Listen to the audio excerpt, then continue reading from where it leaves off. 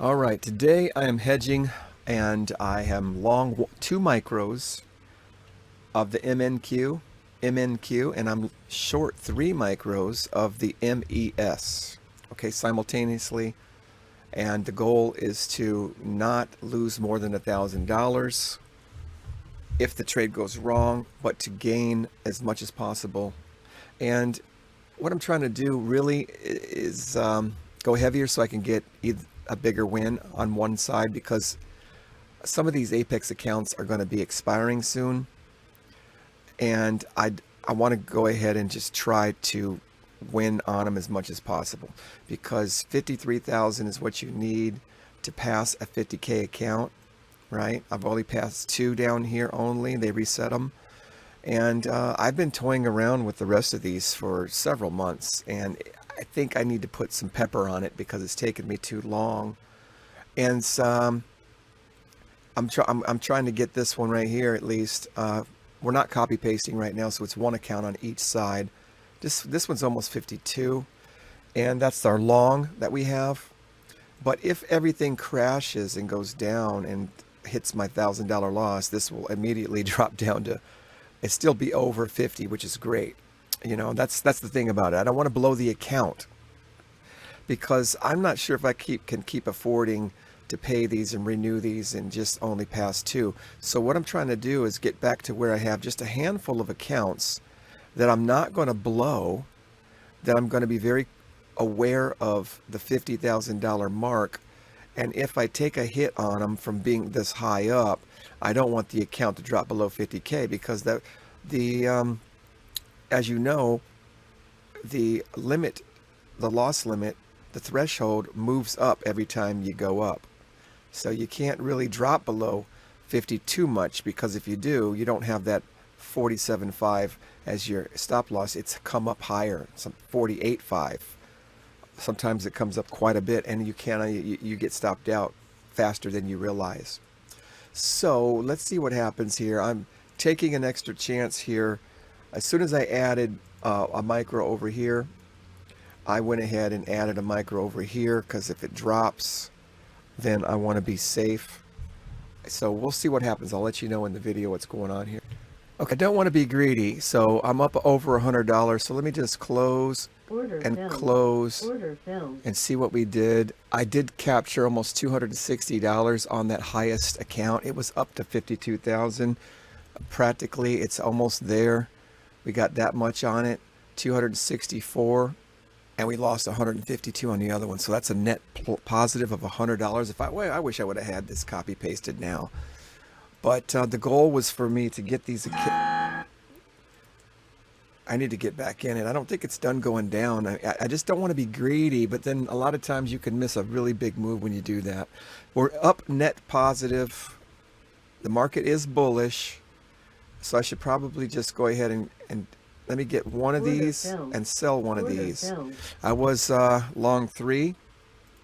I added a third one right here, and then I'm just closing that position for a net profit, and then I'm entering in, I'm reassessing, and I'm not going to add 3 over here. I'm only going to keep 1, right? And hopefully we're balanced properly for a bull run, to stay heavier on the bull side if it's bullish, and slower moving and less position size on the side that's going to take the hit, so that the losses do not match the profit. You want a discrepancy there. To be hedged perfectly is very difficult. You want your biased side to be heavier. You want that to gain more. You want your counter side to be weaker, and you don't want that to lose as much. And that, I think I've made that clear in the other videos. That's what a hedge is. If you want it to make money, again, a perfect hedge is where nothing makes money. The same you're losing, the same you're winning. It's balanced out 0, so your accounts are not really gaining anything. An imbalanced hedge, you can win money and you can lose money. So what we're trying to do is unbalance it just a little bit in the direction of our bias and hope that we're correct on that. Okay, I got back in a hedge, trying to toy around with the chemistry of the movement. Every day's different, new fingerprint, new exact uniqueness. in terms of how these two are relating to one another. Today, I've got 3 micros short over here versus on the MES versus only 1 micro long on the MNQ. We've already locked in almost $400 of profit over here on the top right, the long MNQ side. And I'm not looking to give all that back. That was with 3, now we have 1. So if it drops, I'm not looking to give back all those profits. If it drops over here, I'm heavier now because it's just not going up as fast and as strong as the other side. So I want to be a little heavier on the short side. So that's where we're at so far. One of the hardest things to do can be to close a trade when you know that you should. Coming to that decision that I know I should be out of this trade is an intellectual one. The probability and the math add up to that decision, but the emotions is making a different decision. The emotions don't want to let it go. The intelligence wants to let it go, but not the emotion. So forcing yourself to do what you don't feel like doing because you know it's the smart or right thing to do. That's a trading breakthrough for anybody. And to consistently be that way will be a profitable trader, I think. So end up happening today as I got back in trades and I was on the brink of adding and getting frustrated. And I caught myself when I realized, you know what? I look at the balance sheet and I go, you have not given back all your green yet. Okay, so green 402 and we closed down 359, which is still positive. We had more than that. We had $200 earlier that I should have closed, that I could have closed, but I wanted to keep trading. What I like is that I have to keep trading because I got too many accounts. I either need to reduce my accounts and get serious on my trades. I think that's going to help if I reduce the amount of accounts and just focus on a fewer handful of accounts. Then I won't be taking these wild swings at the bat, knowing I have so many accounts, right? That'll reduce that. What else? I like the idea that I closed it with a profit and I didn't give back all the green. I really do, and that's an improvement for sure, absolutely. Okay, so the big takeaway with today is I added too many, and it was going up, and I had 8, and on the other side I only had 1. Big imbalance looking for a drop. If it would have kept going up here, that was the problem, and this is what I wanted to happen before I closed, but it didn't quite come down past break even. It just came back to break even only. I had some orders down here, and I'd probably still be in it, even though I was looking for this drop. If this drop happened, I wouldn't have closed the position yet.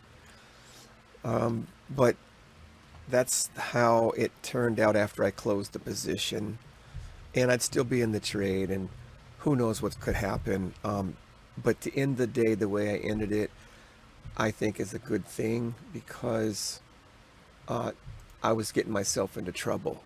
The trouble is blowing an account, moving my stop loss, giving back all the green, which I almost did. And I want to really drill in on that, because that was the smart, hard thing to do, but the smart thing to do. And it could turn out better. And there is still half the day left, but I was up 200 and I gave almost all of it back. And it could have been worse, though. It could have been worse. Consistent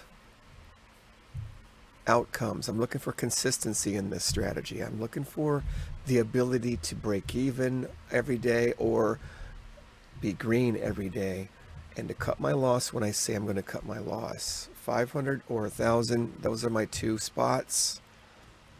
And today was 500, because if I let that get to 500 on that one, I was going to close it and take the loss because I only made 400.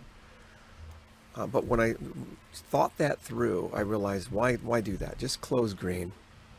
Call it a green day. Don't let it hit the stop loss. And even if it goes in your favor after that, those are the ways of day trading. That's how life and day trading are. Okay, see you on the next video. Hope you're learning with me. Peace.